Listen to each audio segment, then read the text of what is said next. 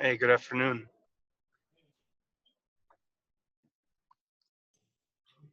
Hi, Arthur. First issue for me, I cannot hear you. We can see you.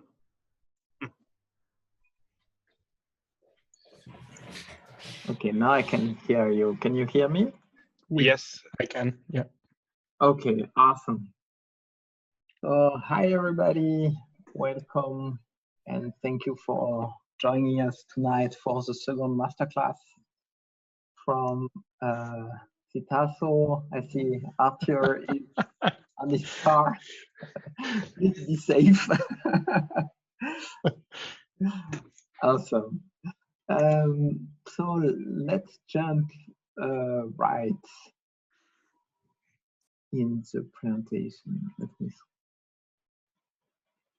share the screen. Do you see the screen? Yes. Yes, great. Yeah. So everything's working. I just take my second screen. I want to see the webcams. Okay. So maybe we start with a small survey like last time. I want to see first who was there last week or for 2 weeks ago, and second if you learn anything from it. So you will get a window popping up in front of you, and please answer this very simple question: what is Agile? The options are, oh, I know what it is. I do yoga on Tuesday. The goal of adaptiveness, a flexible method to write software, a startup culture, or trends that will vanish soon.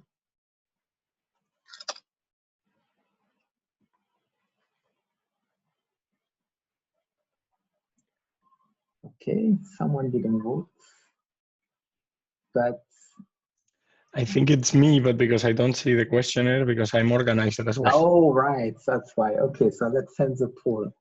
I share the result for you. You should see them. So 70% of you say it's a goal of adaptiveness, and I have to say I'm very happy because it means that you learned something last time. A flexible method to write software. This is not wrong. This is where it started, but now it's bigger than that. A trend that will vanish soon. That's an interesting one. Maybe we can discuss it afterward during the question and answer session. I'd be happy to see all of you. But okay, let's start. So, introduction. If you remember, my name is Baptiste Legrand. I work for the company Citaso in Augsburg, and I am an Agile coach. I have the pleasure of working with Manu, and he asked me to do a couple of master classes for you guys, and I'm very happy to do so. Today we will discuss the so-called liberating structures, and we will see what it is, why this is important, and how you should use them. It's gonna be another kind of masterclass. You know, we wanted to do it physically with you because it's formats that require a lot of exchange between people. But yeah, given the current situation, it's not possible. So we will do remote, and we will experiment with those structures as good as we can. So remember from last time, what is Agile is a goal of adaptiveness, which means that you want to reduce the price, the cost of change. And why would you want that? It's actually quite straightforward. You'd want that because the world is becoming crazier and crazier. It's moving faster and faster. You're not sure anymore in which branch you're working for. You could be a car manufacturer that is now a tech company. You could be a tech company now producing cars.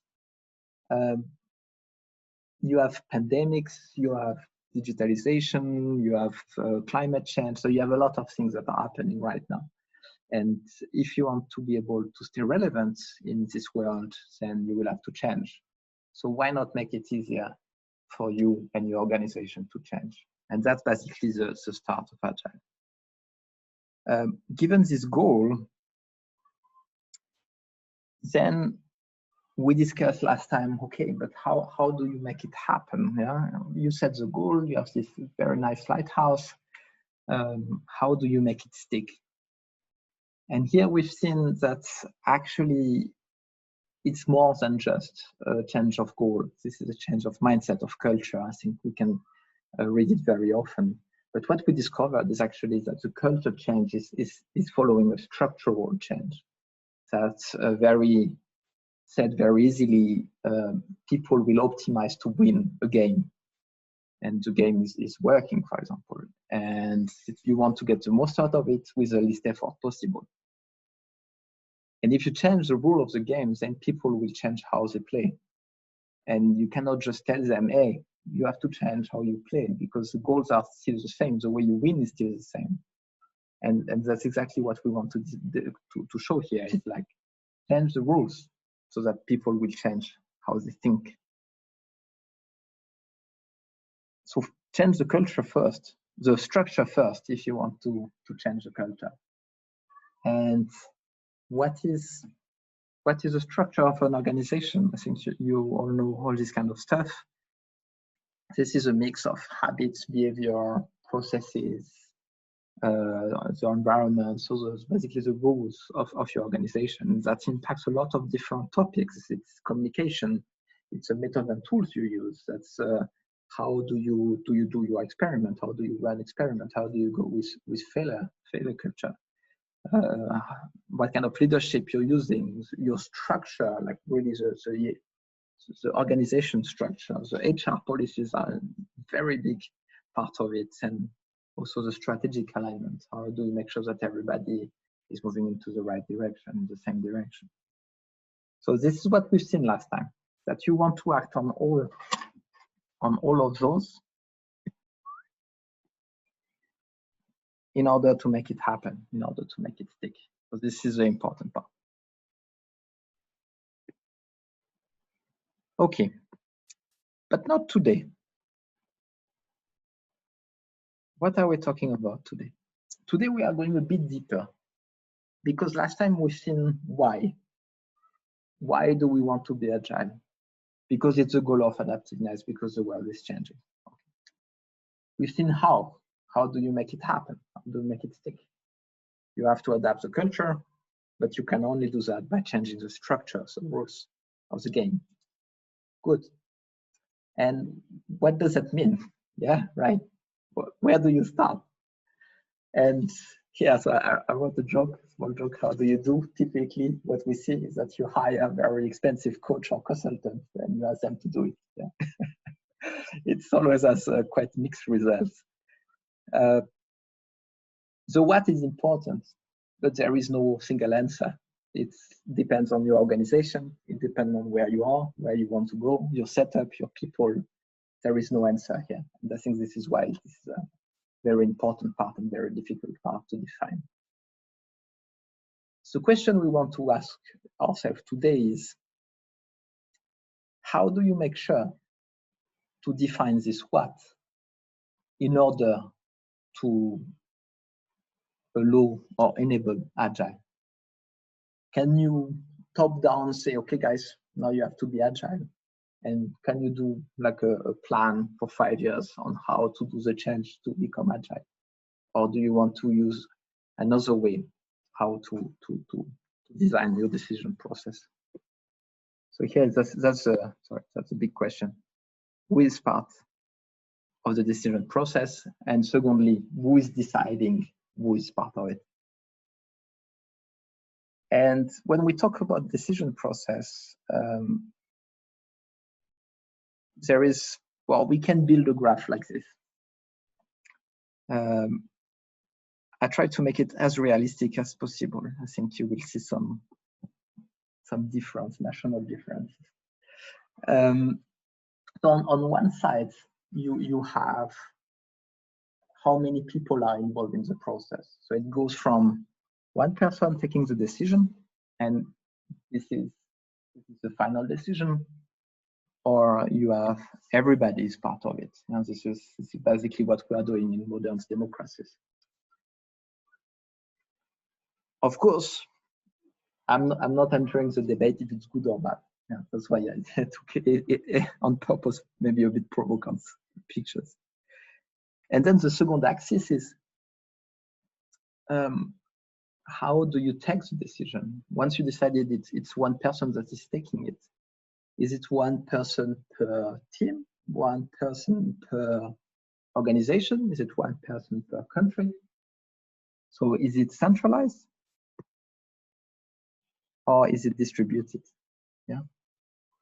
So here it would be maybe let's say, oh, I'll write it on the other side. If you have one person distributed, yeah, it's expert groups. Yeah, you're gathering people from a lot of different environments, and you have like a relationship that is one person per X employees.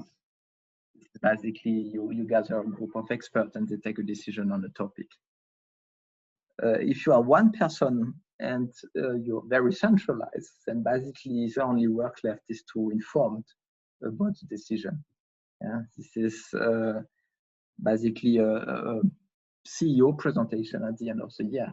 He gathers all the employees and then he's just delivering the message.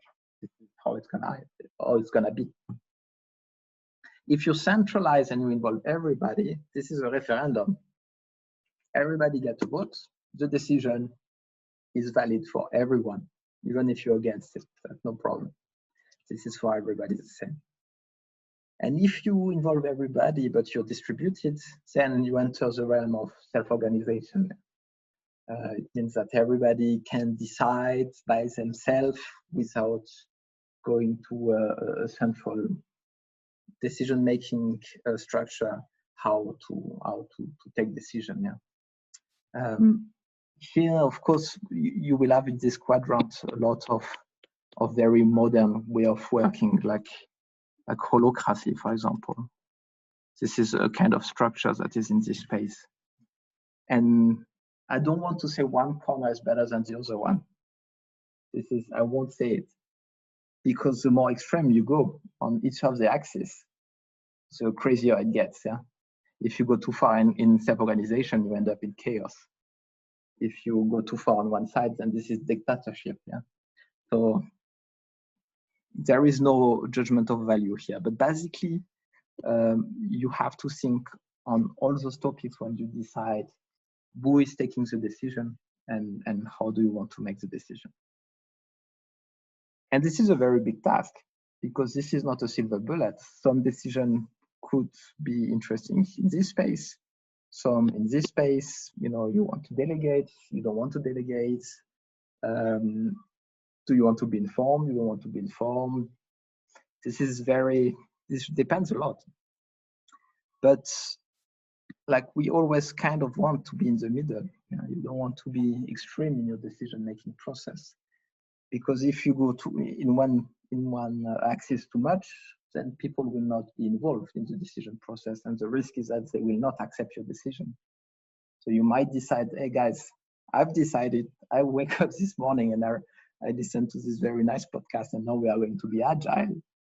But if people don't understand why, and if they are not involved in the decision process, then they are more likely to say, no, I don't want this. I don't care. So you want to stay here in this area that is actually quite mild. And this is where actually the liberating structure, because that's the topic of today, is located. Those has workshop formats or decision-making formats that are aiming to be inclusive. This is a very, very important word. They want to be inclusive. That means they want to involve as many people as possible in the decision process. That does not mean that everybody has a final saying. It does not mean that everybody will have the same weight, but basically they want to be as inclusive as possible. And that's very important, because if you think about agility, you want to facilitate the change. You want to make it easy for you to change. And one way of doing that is by letting the people take decisions the closest to the object of the decision. Yeah? If you're deciding which color you should paint your house, you don't want someone else to decide for you, because you're closest to the object. This is yours, so you want to take the decision. Yeah? And so when you move up to very big decision, when you talk about the whole organization, if you want to modify, for example, how you evaluate the work of your employees, because you want them to realize that product is more important than KPIs, then you have to change how you give them money. And people with lack more likely to be involved in the decision processes with help with the buy-in. Yeah? To help you to adapt to the situation. So this is why this exists, and this is their link to Agile. And good news, guys, I'm done with the theory part. That was very short. And now it will be your time to shine. Let's try one. Let's try one of the structure, and let's try to take a decision. And for this, we have a small role play. And basically, you are running an organization.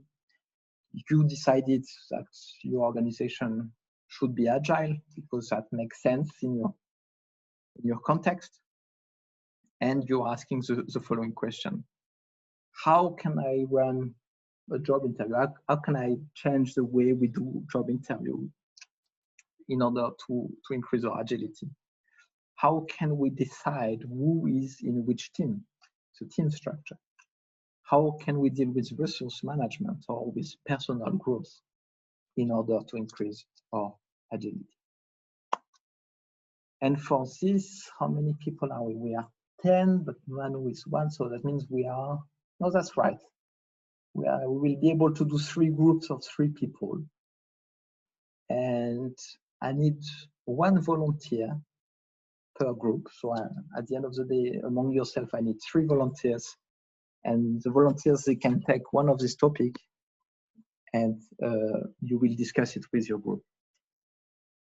If you have another topic, which is a use case from your daily life, then you can bring it up as well. That would be actually a very nice thing. So who would like to be part of the group, to be one of these decision maker in the group?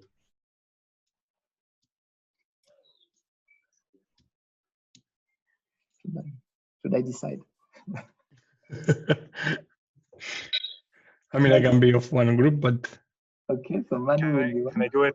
Can I do it while driving? You just need to talk and to listen. Okay, then I volunteer. Yeah. Okay. I'm the third one. Okay. So we have Arthur. We have Manu. And the name is Valdemar. Right.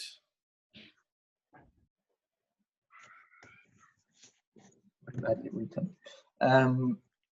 Now you have to pick one topic, and please, it has to be different topics. So again, job interview, team allocation, resource management, personal growth, or something that is an example of your daily business.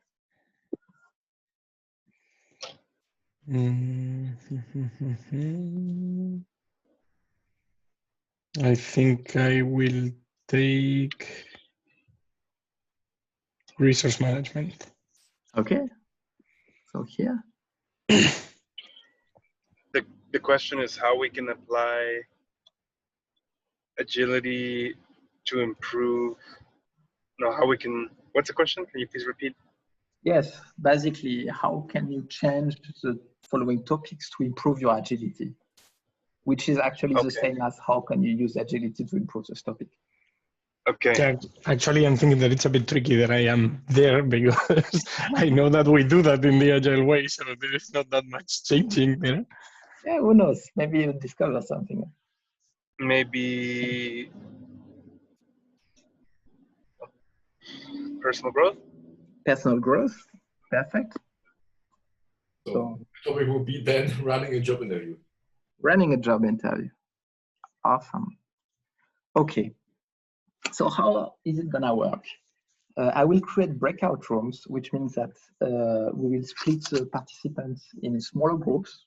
You will be in your own call, and you will be 3 in this call. One person in this call is a customer. The customer is gonna be Arthur, Manu, or Valdena. And you will have 2 minutes to explain your problem.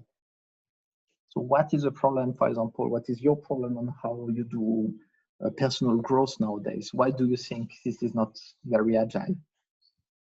Then, after the 2 minutes, you have to stop talking. The other 2 participants will have 2 minutes to ask questions, like, okay, what do you mean? What is with your job interview? You said you are doing this, why are you not happy? You know, this kind of question, you want to understand the problem. Then of course you can answer as a customer. After the second 2 minutes period, then as a customer, you cannot talk anymore. The only thing you will have to do now is listen. And the 2 other participants, they will discuss among themselves how they could solve your problem.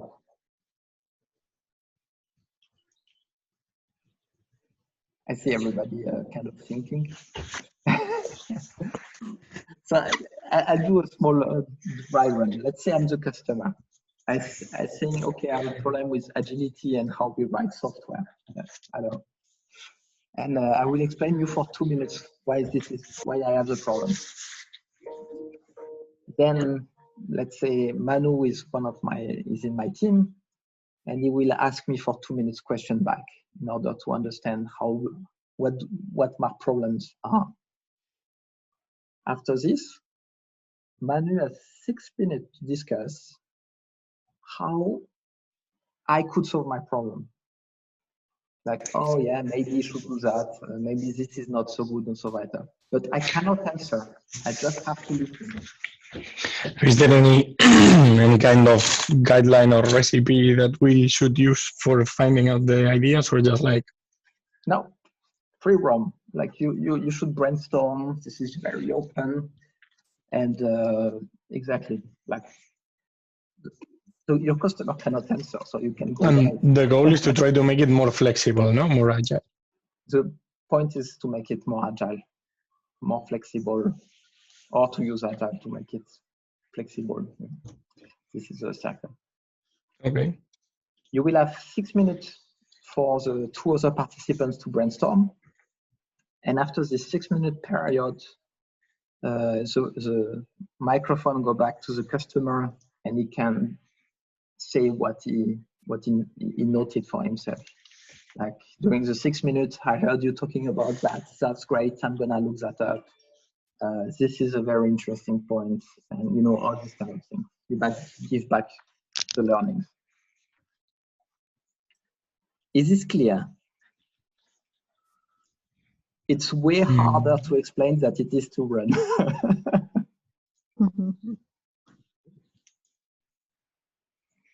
Does someone has a question? Doesn't look like. Great. I'm just wondering if everybody which is muted is actually there. We'll find out. Everything is good. All good. Okay, so let's me set up the breakout rooms. Breakout rooms. We will have 3 rooms. It's gonna be automatically, and I will click on the button, and then you will be transferred to the rooms.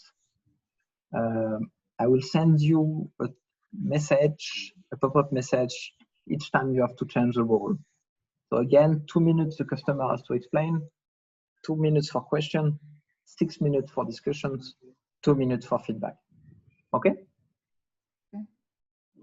Then let's go.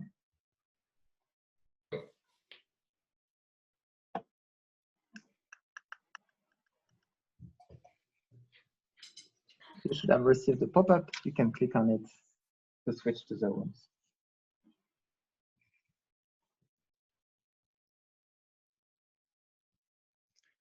Still Giuseppe and me left.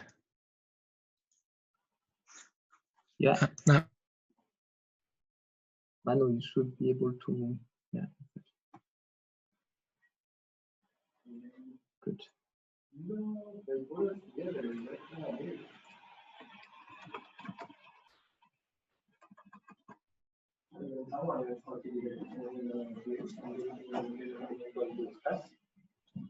Because you put in the password in the same room, and then talk to anybody in other room to make the test.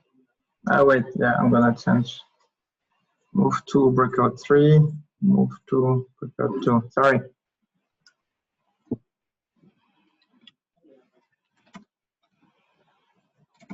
Yeah, they put in the password. So we put password and password and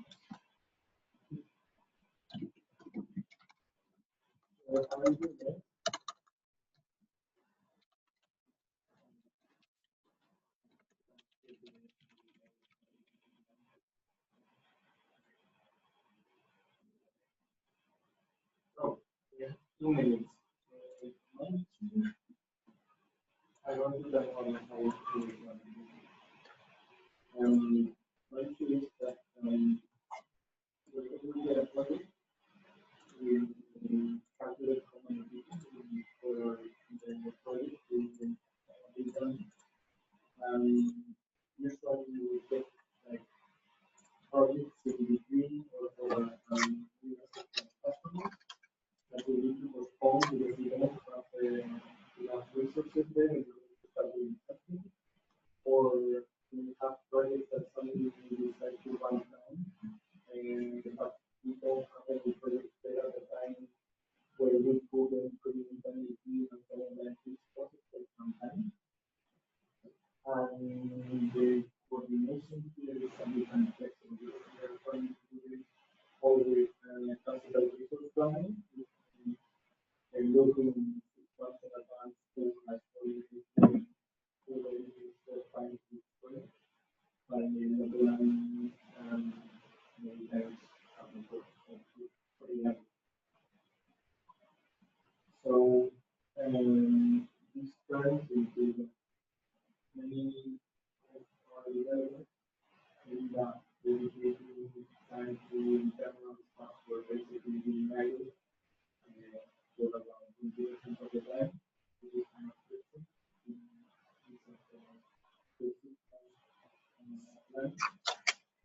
And then some customers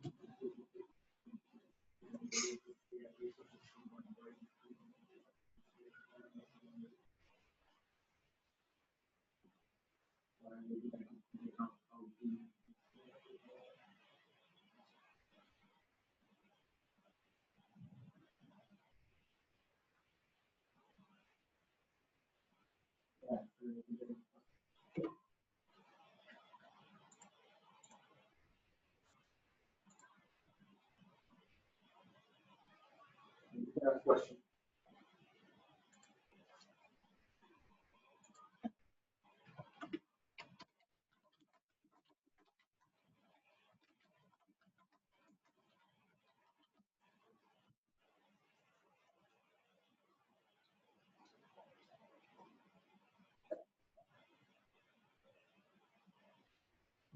Not exciting. Development process. And we plan for the software capacity to continue 6 months. And the capacity is in time is actually doing about varying in the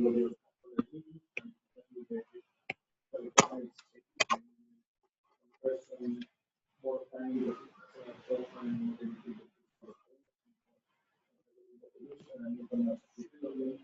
so if there are fluctuations and our plan is enough fluctuation.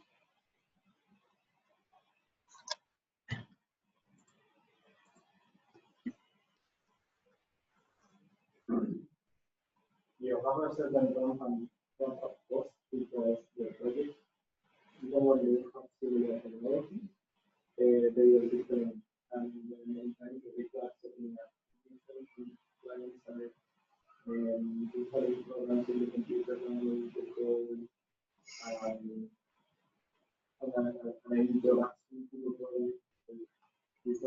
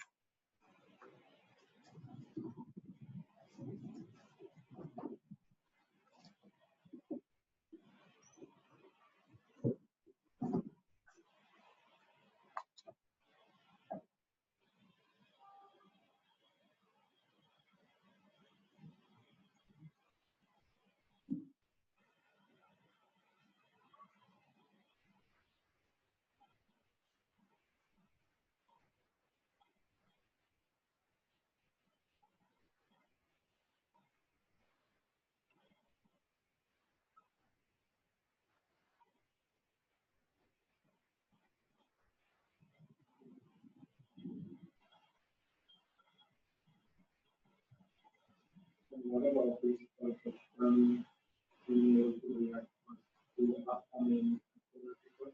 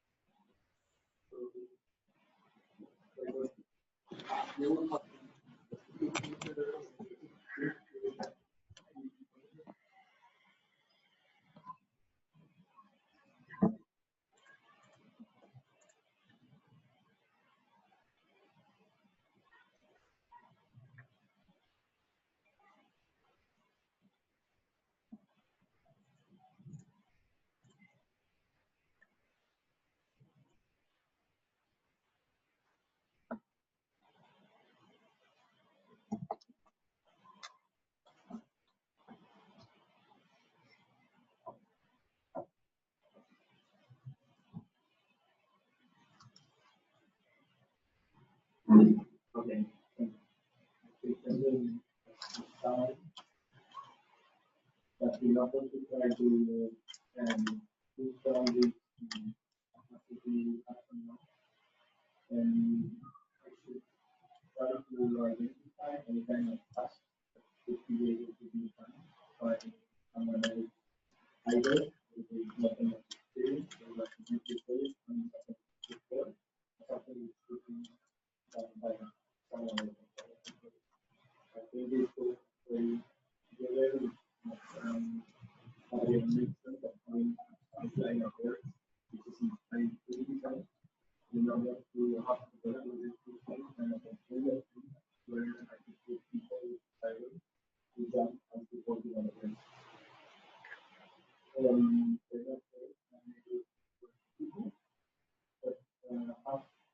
How to be proactive and go to the central part and then the central part the central part can here the topic to be done and switch the ideology of this and do that. And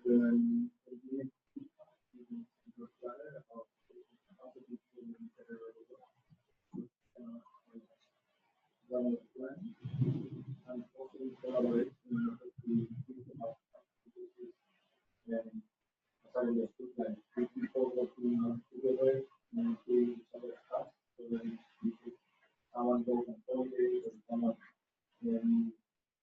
has family a bit of capacity where everything can cover.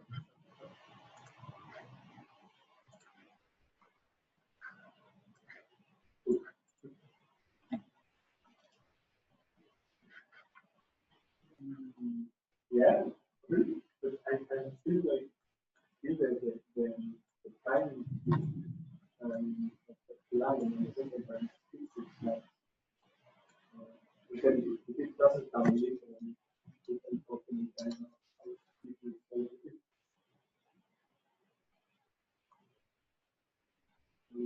Where is it? How we get to collaborate and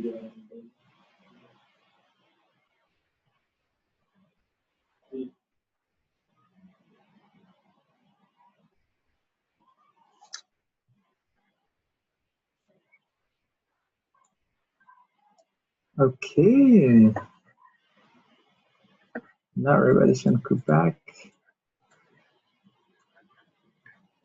Hello, we're back. Hi.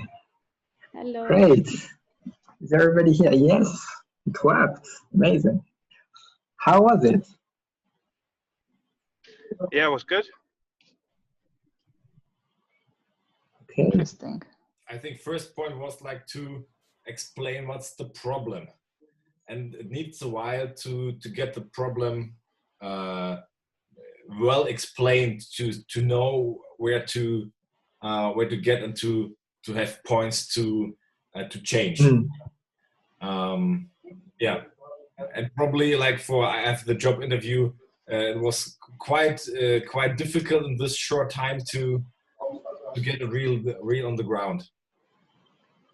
Yeah, because this is a topic that is a bit far away maybe from what you do, and you already need time to find the problem. Probably, yes, yeah. Yeah, yeah, I know it's a bit like a bit out of the water, but I think that would have been interesting. But have you already done something similar, like workshops like that looks or feel like that? No. Great. And can you think on reusing them, or at least this one? I think for customer experience, probably not true, but I could imagine we use it like to define what the problem the customers have, and how can we target this problem, and how can we deal with this problem, and then to brainstorm and have the small cards to put on the wall and say, okay, that's, and then to like for new products or for changes. I think it's a very good method. Like in this case, job interview or personal growth, I'm not sure how it could work, but I'm really looking forward to learn probably about this. Mm-hmm. So to give you like some example on where we are using this, maybe, you know, sometimes when you have people that have a personal conflict, it could be quite interesting because you have these 6 minutes where one person cannot talk, just have to listen. And sometimes it can help to like create a shared understanding and to be able to bring one point of view to the other. This is actually what we saw very shortly here. Yeah? That you're changing how you're making the decision. Instead of being 3 people and you have 3 points of view, you move to 2 points of view, and then one side cannot talk, so you basically have an open conversation. So you're changing the axis here in all directions.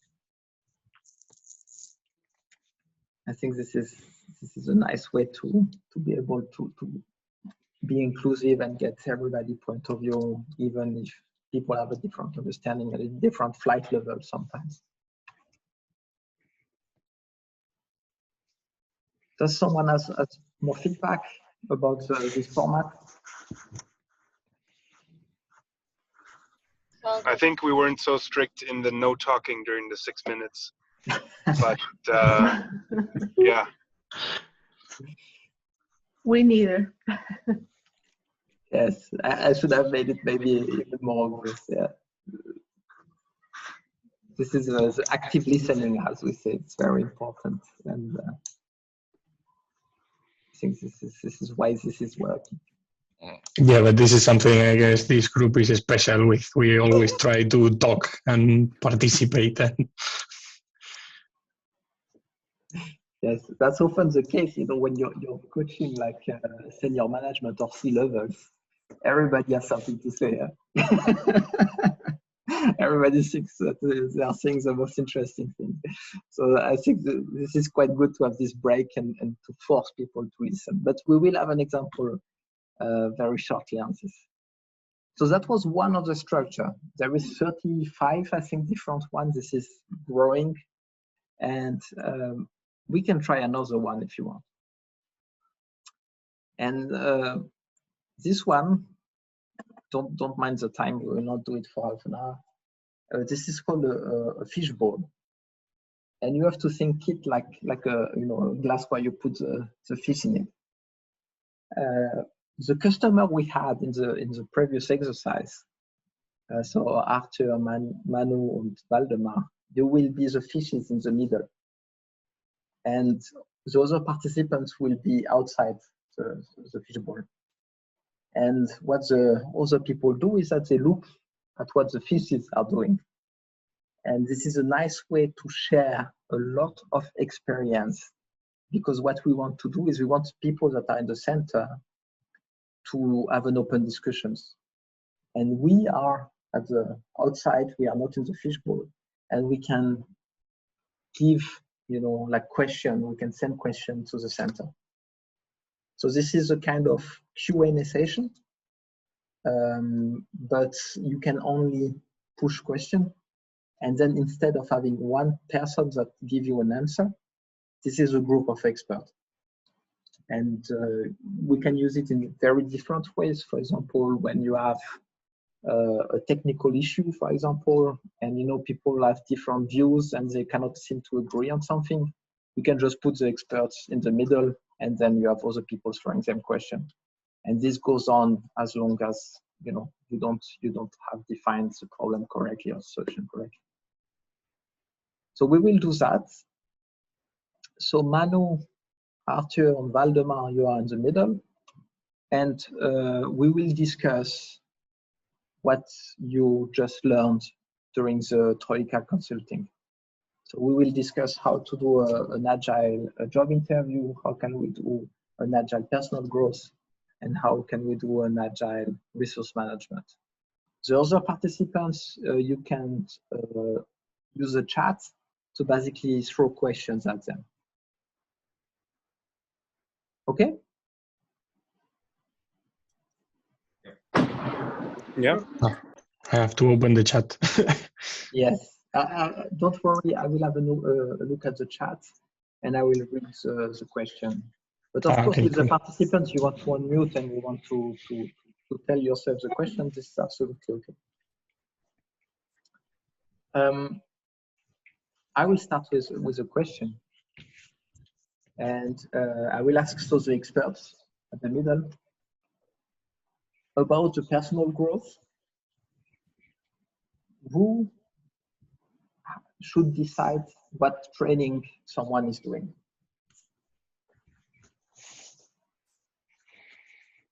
Who's in charge of the personal growth? Who talks now, the Niela or the customer? Or? You can have an open discussion about it.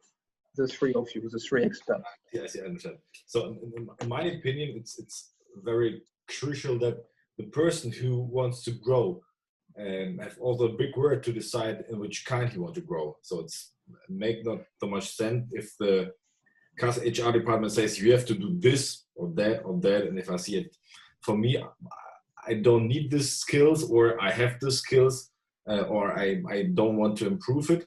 I see it in one company. You have a budget, and you have free how you can use this budget for personal improvement, and I like this method quite well. But on the other hand, like it has to somehow fit as well the needs of the company. You know, like you may have someone who would like to learn cooking, but the company is probably not going to pay this person going to a cooking conference for 5 days. You know. Agree, but if it's still like in a professional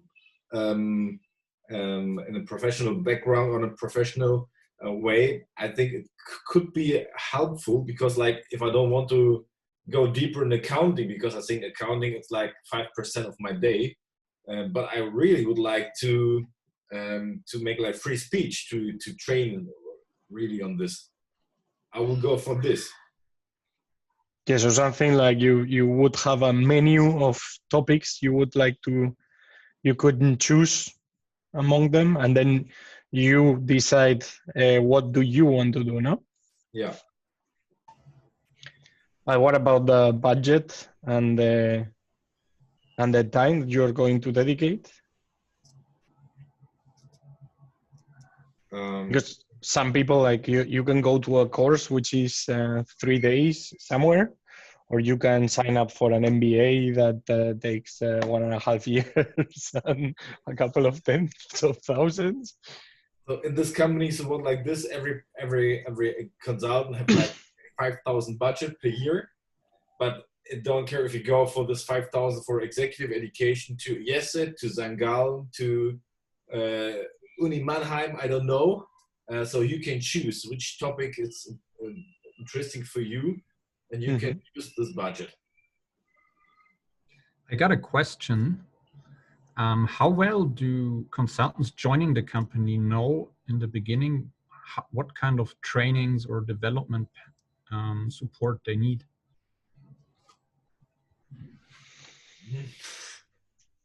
Good one.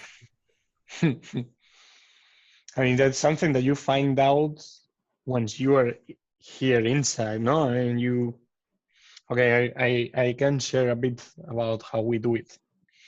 Like everybody from us has a mentor, and basically the mentor is the one which talks with you and talks with the people around you and has a bit the nose in what's going on around the company, and proposes you things that could be interesting for you. Like he kind of takes care of finding out what could be cool for you. So that's one way that how you can find out what would be interesting for you. The other way, it's basically the project. Like you're working in a project, this project requires technologies A, B, and C. And you see that it would be cool if you gain more experience or more know-how in that technology. So it's usually like that. What's the point of view from the fishbowl, from the experts? I think in the consulting area, most training is doing like training on the job. I would say they get this knowledge how to create stuff, how to do good PowerPoints or so on. I don't know if they.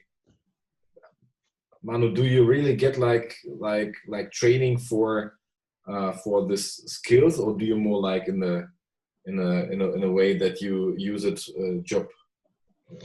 We can do both. Like for example, you can go to conferences, technology conferences, where you just learn about the latest technologies, meet people, do a bit of networking for 4 or 5 days. Actually, I think it's 5 days and up to 2,000 euros. Or you can ask that they bring any special guy, any special trainer here to the company, organize a group, and then you get a dedicated workshop for 3 days on a specific topic with something that has to do with your project. Mm-hmm.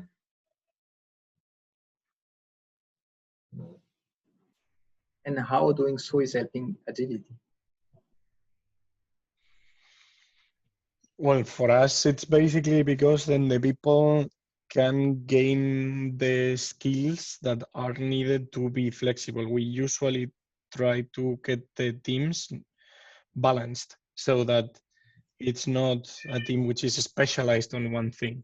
That everybody here is kind of multifaceted and can do many things, but there are almost not 2 single persons who can do the same things.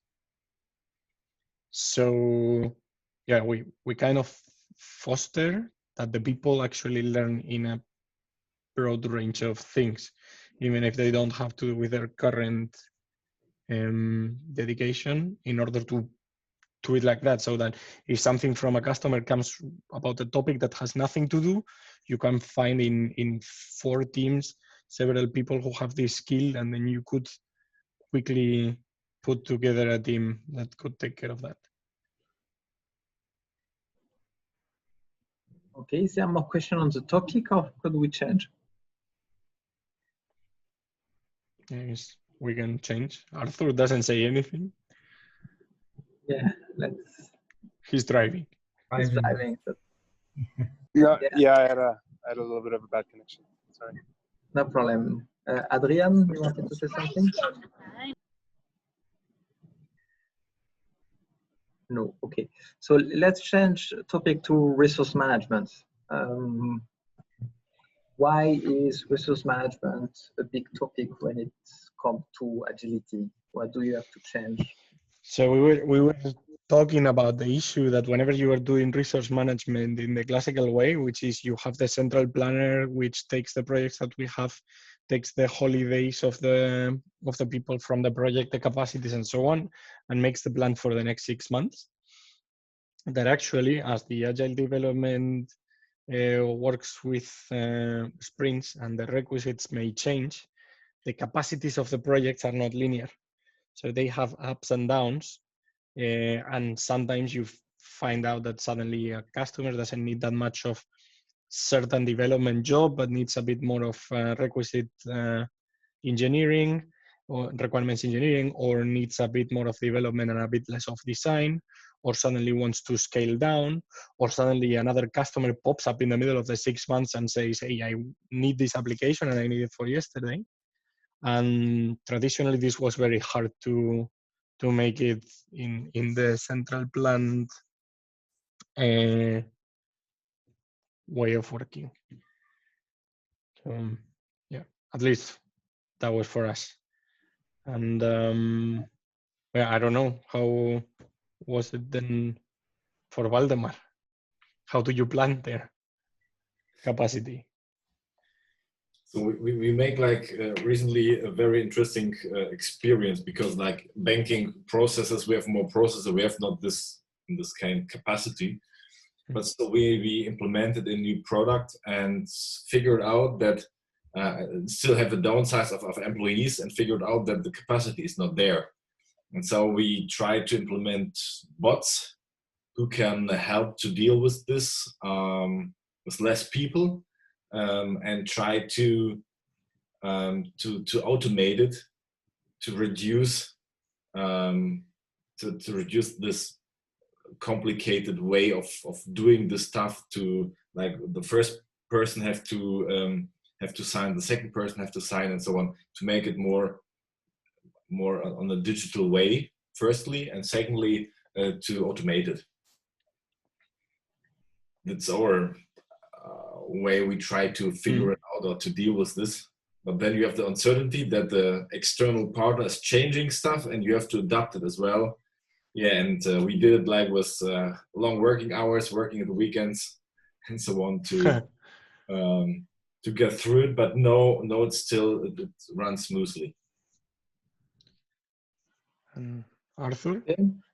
Arthur is left, I think, here to pick up his kids or something. Is there questions from the participants on resource management? I may have a question, Manu or Valdemar. I mean, who is going to have this type of experience? My question is so when you basically play an agile way within the corporate, and then you have to basically plan the budget. So let's talk of resource in terms of money, okay? Of course, by doing the different experiments or you have different sprints, then you may incur a budget problem, because probably things change. Customer wants other stuff, or the plan change. How do you manage that type of concern, of problem? So in an agile fashion company, how do you plan resources like a budget? That's my question. Then you usually, this is like the project management thing. You cannot fix time, content, and budget, all the three. You always need to remain flexible in one of them. So if the customer, for example, needs to have a fixed budget for one whole year, what we do is kind of selling a contingent. So it's like, for this budget, you get this contingent of time, so to say, that we are going to spend along this time in order to deliver to you the project. Maybe we finish earlier with the content. Maybe you want to extend the content. Maybe we will be finished by the end of the year. Like, that's totally flexible. And the longer the time frame it is, the higher the uncertainty there is. And you need to make the customer know, but the customer needs to tell you what's for him the most important. Then there are other customers which say, no, for me, the most important thing is the launch date. Then we tell him, okay, with the launch date is this, we know more or less that the budget will be around here. And we need to know how flexible is the content that you need to deliver. So for example, we say that you have an application with 100 features, and you know that for putting it into production, you need 70. So we plan more or less to finish the 70 by November. And then we have a bit of room until December, and we will launch in December. But we are not 100% sure if it will be with the 100 features. We know that we will be bringing that to production. So it's always, the customer has to pick what's the most important aspect, and then we go for it. The other option, when you don't have this kind of long-term commitments, is to do what we call agile fixed price, which is making smaller chunks of fixed functionality that we can predict with much more security. How long is it going to take and how much is it going to cost? And then we start doing this like month by month, for example, or every 2 sprints, which would be a month and a half or 2 months.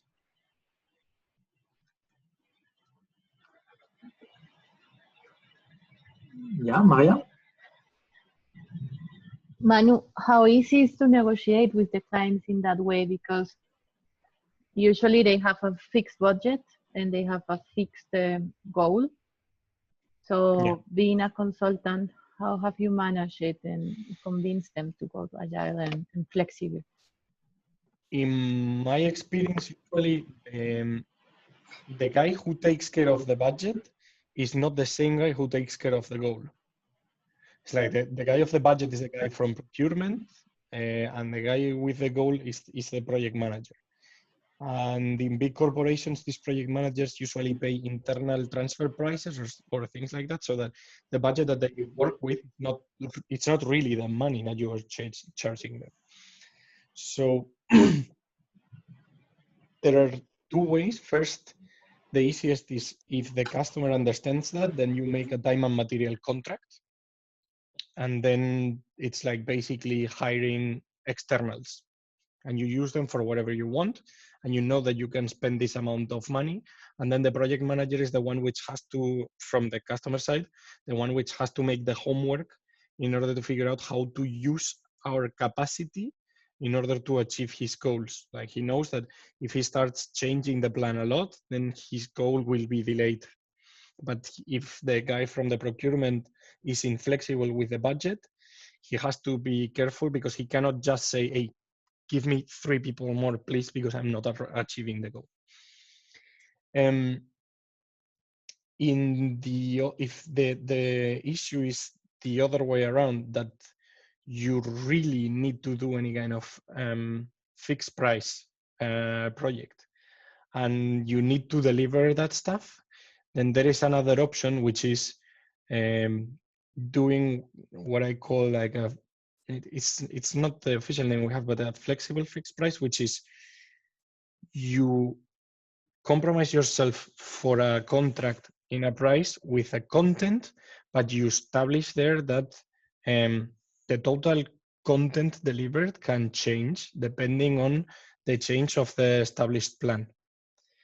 And that usually makes the guys from procurement happy. And it allows you, or if you can establish certain room, like for example, plus minus 20% on the capacity that you are going to invest. And then the price of the contract, of course, then as you are assuming risk, then has to be increased a bit. And yeah, that's the other way that you can play. But we also had customers which are like, no, like we need to know exactly the context, exactly the time, and exactly the price. And then it's impossible to work with them in Agile, because basically they don't need Agile. What they need is to lock someone in a room for 3 months to make a super detailed plan about what do they want, to make the budget, to find the people, and to execute it within 1 year. Yeah, so you do both Agile and waterfall. Yeah, actually we do more Agile than waterfall, because basically for doing waterfall there are lots of people out there. Okay, But thank you. Daniela, you raise your hand. Yeah. Yeah. Still, I'm thinking, Manuel, just because I see, I don't want to say easy to apply in the IT service, because nothing's easy, but the most straightforward, not to apply with the customers. You have a fixed price, and then you basically try to stay within the capacity, the budget. I give you another example. I need to plan a marketing and sales plan. I need to do the marketing sales plan. I want to use the Agile way to do it, so like running experiments. And then again, based on the results of these experiments, I want to basically plan the second step of the second stage, okay? So I have the product owner, I have the Scrum Master, I have the entire team, we do the daily stand-up. Again, in terms of resources, and I don't want to say again budget, but it's also a concern from our side now, is I mean, in this case, my client asked me the budget for the 1 year plan. And then you see the inconsistency here, right? Because I need to plan a sale 10 millions, but really I don't know, because that's my problem, that I don't know, because I cannot give them like a budget for each experiment, because they want to see the total amount they need to spend in 1 year. And even if I try to explain them, look, it depends on the results, blah, blah, blah. So that's my challenge today, is to apply, because in IT, again, Agile comes from IT, right? From a development in marketing stage. So whatever is the other function, could be even finance or whatever kind of operation, whatever function. I'm struggling, because I want to move towards the Agile, but I'm struggling to explain how to do the new plan, if it's a new plan, and how to allocate the resources there. In the end, Very shortly, Manu, please. yeah. What you want to do is something iterative. So it's like you can do one iteration and you get a shitty plan for the next year. You do a second iteration and you get a bit better plan, and a third one a bit better plan. Like through these experiments, what you're going to do is to refine much better the business, the marketing plan, as I understood. No, is it right, Danny? Yeah, I need to basically do like a 2021 plan in agile way, by giving them like a full overview on 1 year budget, 1 year resources allocation, 1 year everything. I mean, 1 year is not that much, because I mean, we know from the class there are people that are planning like 5 years, right? But still in the agile, say, okay, I need to run X experiments, and I believe that one experiment that can bring me these results, and then I can plan the second one based on the results, then the budget may change. I am fine to change the budget, but they are not fine to change the budget. The OP never change for them, the finance guy. Sorry for the finance guy here in the But you mean the budget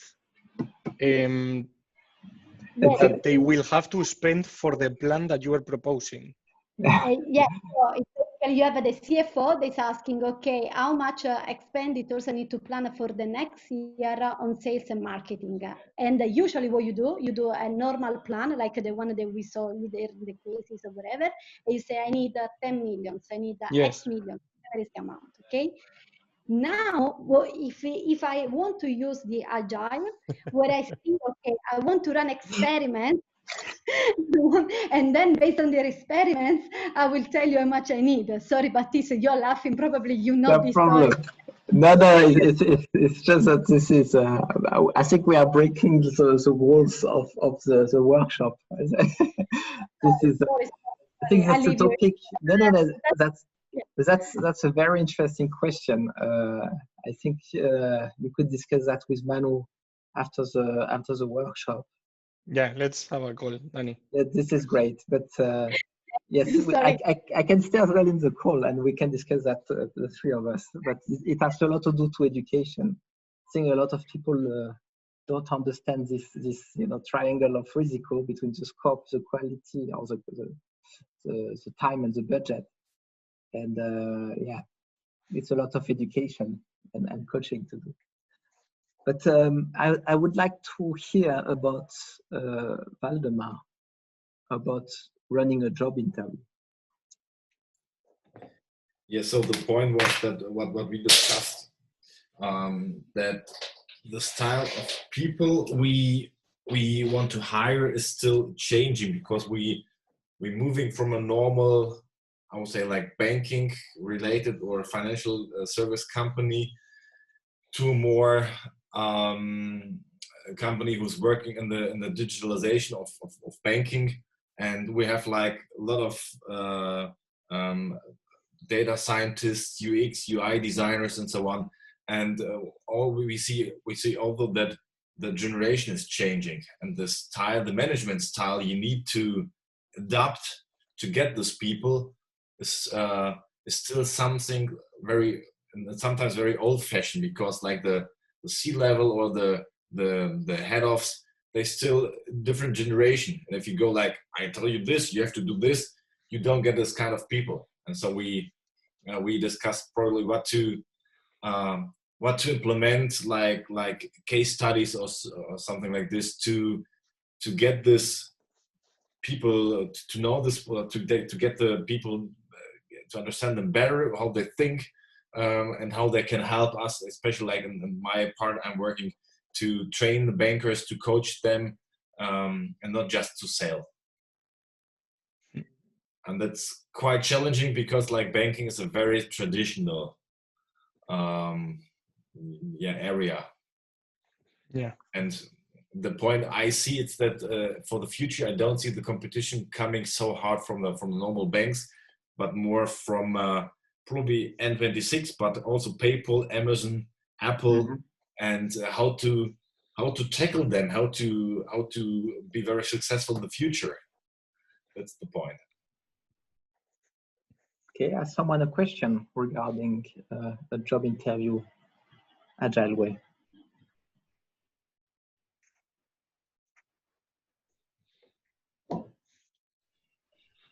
Not really. I think everybody is a bit tired of this fishbowl. Usually you pick only one topic, so it's not that wide. It's a variety of questions. But I wanted to give you a taste of it so that you understand how that works and what you can get out of it. It's a kind of how do you say that? So words in English are going away, but you have several people on stage and you're just passing them questions. I have one question here regarding this. Do you have experience that this method work digital as good as in real? Not really. Like it works like it's like a panel, like you can do it digitally, it's working, but the full potential is when you are physically. And because physically, like you see it in the whiteboard that I'm sharing, you basically put chairs in the middle. And so people are visible, and you can even make people move from one circle to the other when they have something interesting to say. So this is very efficient physically. I actually remember something from before Baptiste was here, that we went away for like 2 days workshop, bringing together everybody who was interested on different areas of the company and how to organize them. And we created like first a bit like the Troika thing, like we separated and different themes, gave people the role of the customer, for things about how are we going to organize the coaching, how are we going to organize the job interviews, how are we going to organize the resource management, how are we going to organize the know-how spread of the technologies across the company and so on. And we finished always with fish bowls.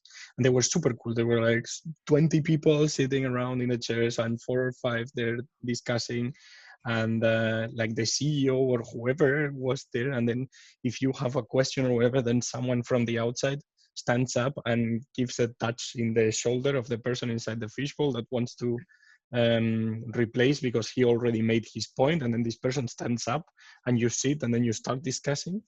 And it's actually quite funny when you go to your CEO and say, hey, excuse me, could you stand up because I have something to say. Something to say. Yeah. But that's great. You should try it. Yeah. If you want, we can also discuss it together. We have experience in running it with even large number of people, because that's a method that scales very well. You could have like 200, 300 people in it. This is really a fantastic method. Yeah. Okay. So I had another one, an optional one. I'm looking at the clock. We might have the time to do one. This is a very short one and a very easy one. This is called Appreciative Interviews. And basically, I will throw you again in a room, but this time you will be only 2 people. For 2 minutes, one person will explain what she or he learned today. The other one cannot talk, cannot answer. Just write down what the other person said. After 2 minutes, we swap. So one person is talking, the other one is listening. And when you've done that, then each person has 1 minute to give back, what she understood from the other guys. For example, I do it with, I can do it with Manu. I'm explaining him what I've learned today. That's awesome. He's not saying anything. Then we swap. He's telling it to me. Then we stop. I have 1 minute to tell him what I understood he said. And then he tells me what he got from me. It's getting a bit complicated. But I think you get it, right? Yeah. Good. So let's do it shortly.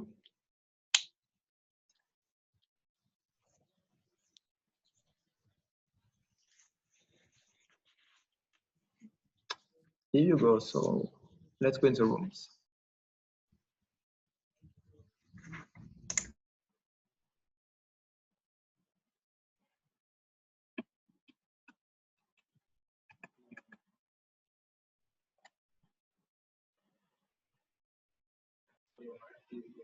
Hi, ça va?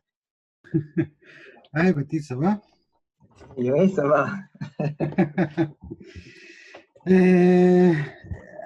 Okay, so should I start? Yeah, please. Yeah, so today I've learned a lot about how Manu his company work. I think it's been interesting to understand how when you actually negotiating a contract with somebody or defining the milestones, you need to always leave one of the three corners of the triangle free, so you can actually have some flexibility. So either content, time, or budget. I think that's one of the main takeaways that I have for today. And yeah, I wanted to thank you also the time you take explaining this concept was really interesting.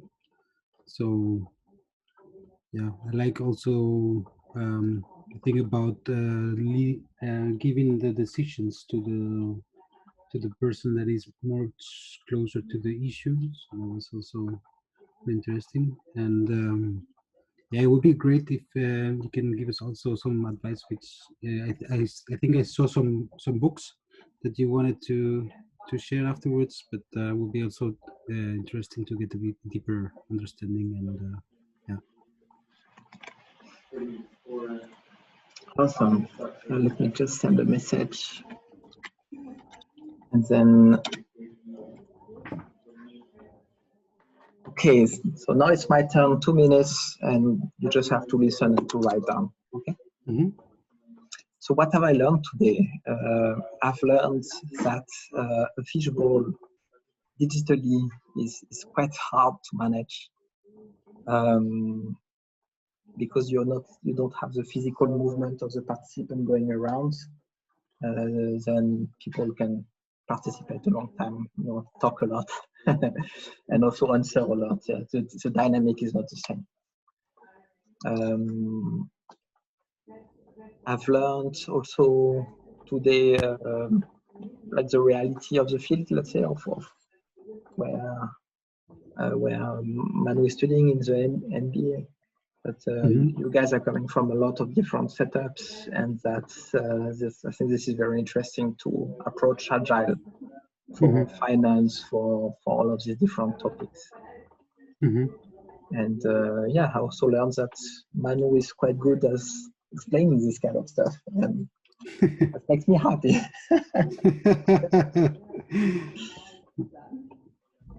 Exactly, that's how it will be.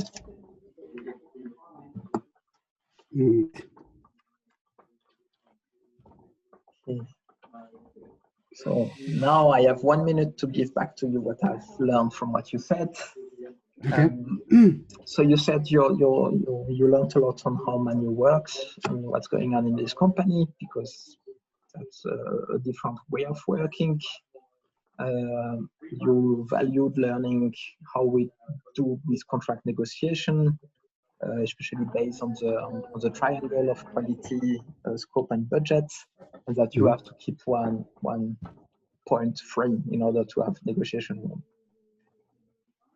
You learned about the structures, and you like them because they're able to give enabled to give decision power to people that are close to the issue. And this is something that is quite nice in your opinion, and you would like to have advice to deepen your knowledge. Yeah, great. So you, in your part, you learned today that the fishbone exercise is a challenge to do it digitally. Okay. So something is weird with your microphone. I don't know.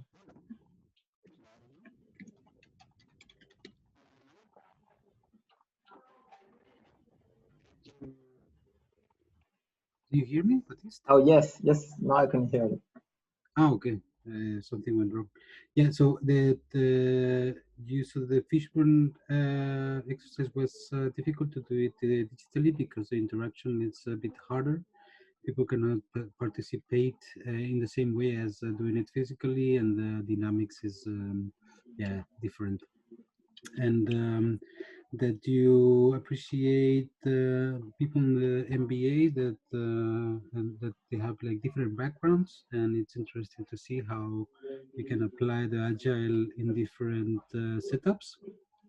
And that Manu is a great explaining all the Agile, all the Agile, ways of working. Exactly. Okay, great. I'm going to jump in another room. We will close the room in 1 minute, and then we can go back. But I need to leave in a few minutes. Yes. So I mean, we are finishing in 5 minutes. Yeah. Ah, okay. Don't worry. That was the last exercise. No, it's not because of you. It's because they are waiting for me. But sorry. I mean, if you want to leave, it's no problem. Like I will send the whiteboard with all the books and everything. Ah, perfect. And we will send an email with more resources. That would be great. The thing is, they are waiting at the door. That's why I'm a bit. No problem. So otherwise, because we wanted to go at 7:30 to eat, and so you have to be quick. But thank you, Baptiste, for. Thank you for joining. My pleasure. Yeah. Bye-bye. Bye.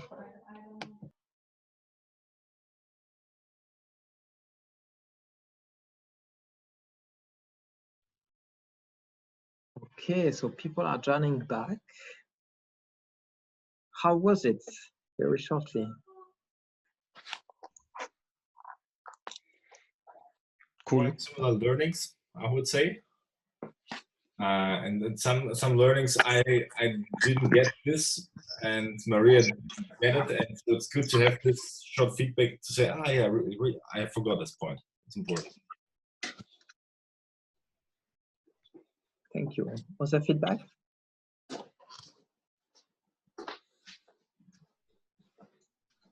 Not much.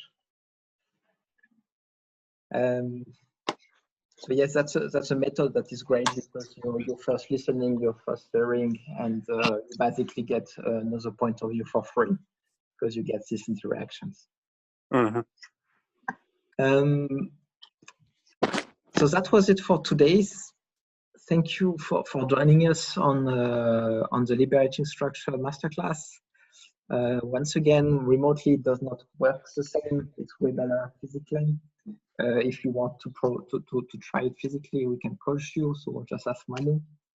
There is a book about it that you can find online. There is a website as well. I sent the link already. The website is terrible. Everybody knows, but somehow nobody is updating the website. To go deeper in the understanding of Agile, which is not only on IT and which is not only on software, there is 3 books that I really recommend. Reinventing Organization, The Lean Startup, and Tribal Leadership. I think that would help you a lot to go deeper on the topics. If you want to follow me, I have a LinkedIn account, also on Medium. I have a lot of blog posts. One that is exactly on how we do our job interviews, so maybe you want to read that. You can visit our website. This one is getting updated. It's gonna come in summer. And if you want more, just contact me, contact Manu, and we'll be very happy to help you. Yeah, actually, in theory, this is the last one of the sessions. Yeah, and only I guess if there is many people who would like to know something more about one of the topics, then we could think of organizing another one. But apart from that, if anybody has questions, just write me or write Baptiste. Thank you, Batista, Manu. Thank And you. actually, it's much better even if we somehow arrange and go all together for a beer. I can convince Baptiste to come to Munich. It's a Nice great weather city, here in Munich. Baptiste. Sorry, Maria. Kein Problem. So thank you very much for joining. I wish you a very nice evening, and I hope we are going to see each other sometimes in the future. Thank you. Thank you very much. Great job. Bye. Bye. Bye, guys. Bye.